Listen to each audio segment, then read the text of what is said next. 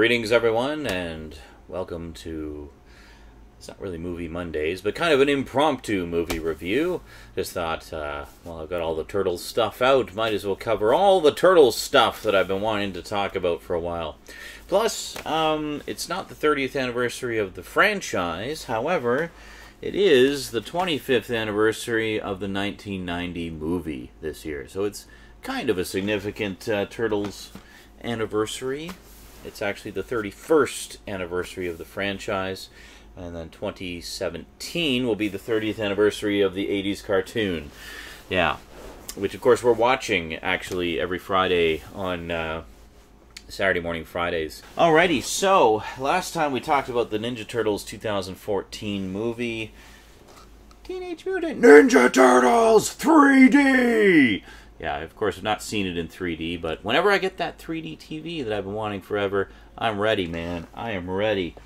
So we talked about that last time. This time, I wanted to talk about the thing that I was really looking forward to seeing for the 30th anniversary last year. We, of course, have Turtle Power, the definitive history of the Teenage Mutant Ninja Turtles. So what's it like? What's it all about? Is it worth getting for your Turtles collection? Did I like it? Well, let's talk about it and find out today on the Multimedia Chronicles.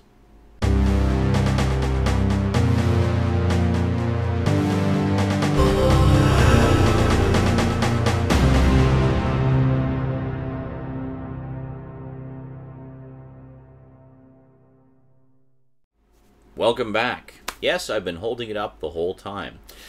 Well, I finally got around to watching this just the night before filming this video, actually, and long and the short of it is I really enjoyed this a lot.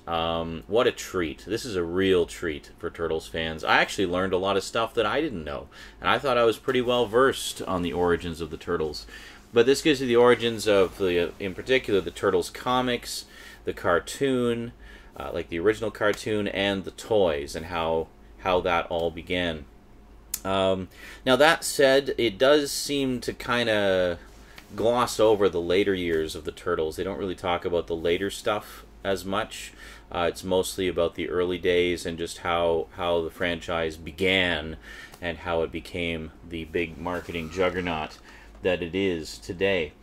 So we start off, we get a pretty in-depth history of how the comic book came about. Very extensive interviews with both Kevin Eastman and Peter Laird about how they came up with the original idea, how they met originally, which is a story that I didn't know before.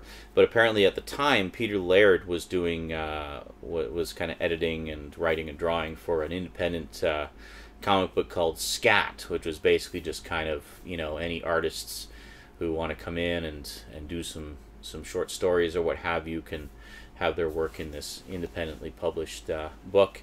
And so Kevin Eastman had picked up a copy of it and thought, oh wow, this would be a really cool way to kind of get my foot in the door in the industry and stuff. So they met up and found out that they had a lot of things in common and just like hit it off immediately. And then so they did that for a little bit, and then they, you know, one day were kind of tossing some ideas around, and they thought of, well, without giving away the whole story, just watch the documentary. But anyway, it's long and the short of it is they hit it off, and then very shortly afterwards came up with the genesis of the idea that would later form the basis of Teenage Mutant Ninja Turtles. They kind of just came up with this idea of this group of turtles with ninja weapons and stuff, and then thought, well, we should come up with a story for them. And then eventually that became the first issue. First issue, they only published, they only managed to scrape together enough to publish 3,000 copies. So pretty rare if you can get your hands on that. I imagine it's worth a small fortune nowadays. And it was a huge hit. And it just took off, and they were able to build a company out of it, Mirage Studios. So they, you know, they did a few more issues. They you know, reprinted the first issue. At the time, they were just kind of doing it out of like a garage. I mean, it's about as underground, you know, guerrilla comic book publishing as you can get.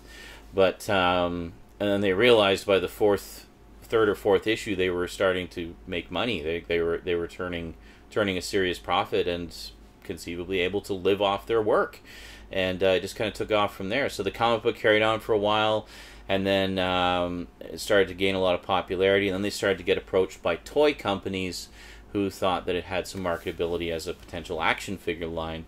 And yeah, it was, of course, the meeting with a representative from Playmates Toys that really was the one that got the deal and really appealed to them and showed that they could really do something with it. And, well, the rest, as they say, is history.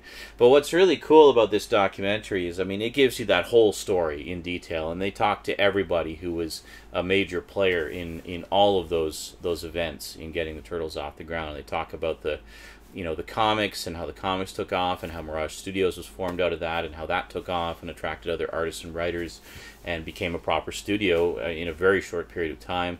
They talk about the whole process of getting the toy line going, and the thing that I found really interesting about this, and this kind of reminded me of me, actually, though I have no franchises under my belt to compare with something like Ninja Turtles, but this aspect reminded me of things that I've done. Specifically, they had a camera that they would bring around for everything. Like, they have footage of when they were originally working on the comics, and footage of the original pitches from the toy companies. And when they got the Playmates deal, they have footage of when they're sitting at the table going over details for the action figure lines and stuff. Like, actual footage from back in the 80s. They recorded everything. It's like, I don't know if they just had like some foresight that this is going to be huge, we need to document this for posterity, or just that they just wanted, it was significant to them, and whether or not it worked or not, they wanted it documented for their own personal enjoyment, or sort of like home movies of how we chased our dreams, and I've done stuff like that. Like, for example, a while back there was a friend and I were trying to start up a production company, like TV and movie production company, and we were starting off trying to come up with ideas and projects and stuff. It eventually fell through, essentially because of creative differences, but at the time we were actually filming everything, every step of the process, and we filmed everything. We have probably 100 hours of footage of the development of this company and this idea and the various projects that we were hashing out details for and stuff. And so our thinking was, if this takes off, and if this works, and if it becomes what we would ideally, what we dream it to be, then we'll have all that stuff documented. And if it doesn't, oh well, then we'll have the attempt documented, And I kind of get the impression that Eastman and Laird were kind of doing the same thing. It's like, well, let's document all this stuff in case it takes off, and even if it doesn't, then at least, hey, we've got some record of it. So now with this documentary, I mean, it's a freaking goldmine of footage of all of these important events in the history of the franchise, preserved for posterity. I mean, you're literally seeing history in the making as you're seeing this old grainy VHS video footage, and it's really kind of humbling in a way when you see that, knowing where it would go. And one of the things that really struck me was when they were talking to the toy company, and they have footage of this too. One of the execs is saying, now, just so you know, if you have realistic expectations, most toy lines don't last more than about 3 years. Like a successful toy line, 3 years is considered a really good run. So if you get 3 years out of this thing, then that's a success. You've done it. You've had a successful toy line. And they're like, okay, cool. And of course, well, we know that it's gone a little bit longer than 3 years. I don't think anybody predicted the Turtles to be as huge as it was, and boy, it's really cool. So yeah, long and the short of it is, I really enjoyed this documentary a lot. My only, complaint, I guess, is I wish it had been longer. Because, I mean, it's such a huge franchise, they could do even more stuff. And clearly there's a wealth of material available in the personal video archives of Eastman and Laird that they could draw upon. I mean, why not do something on the scale of, like those wonderful, massive length documentaries we got about the various horror franchises. Like you got Never Sleep Again, which is a 4-hour documentary about the Nightmare on Elm Street franchise.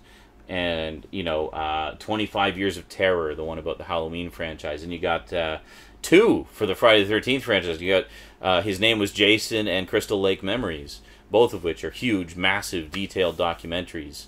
And I would love to see something like that for the Turtles. I mean, this is great. Don't get me wrong. I mean, this is just a wealth of material, and you know, you're going to learn a lot of stuff about the history of the Turtles that you never knew before, without question.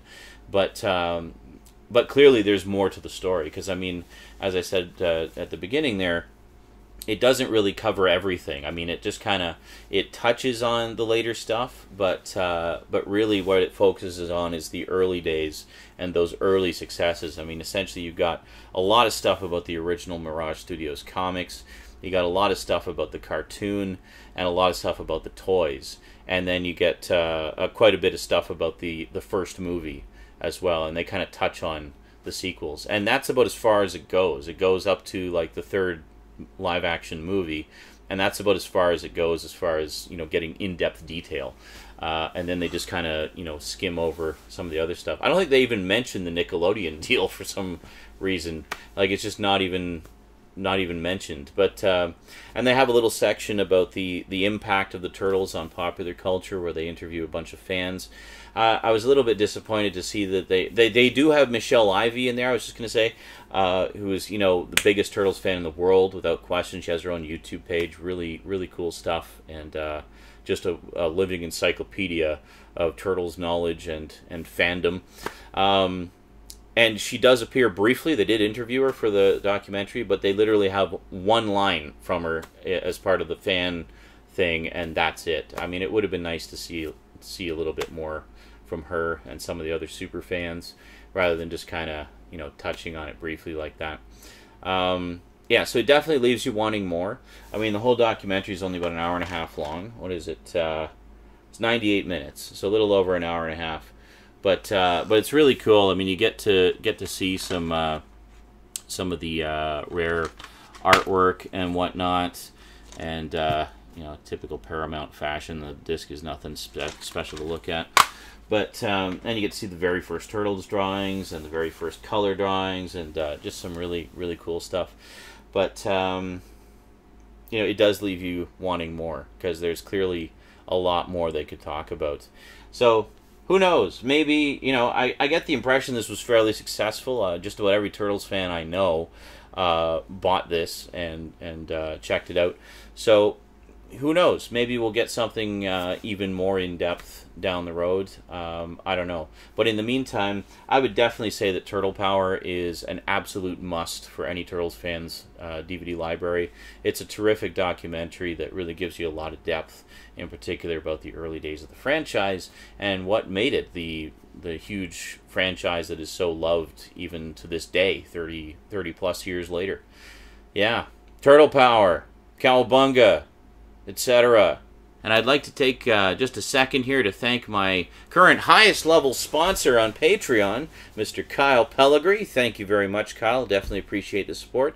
And big thanks to everybody else as well. There's been a few new sponsors that have joined the party, and you'll see them in the list in just a few seconds. That is it from me to you for now. So until next time, thanks for watching, and Cowabunga.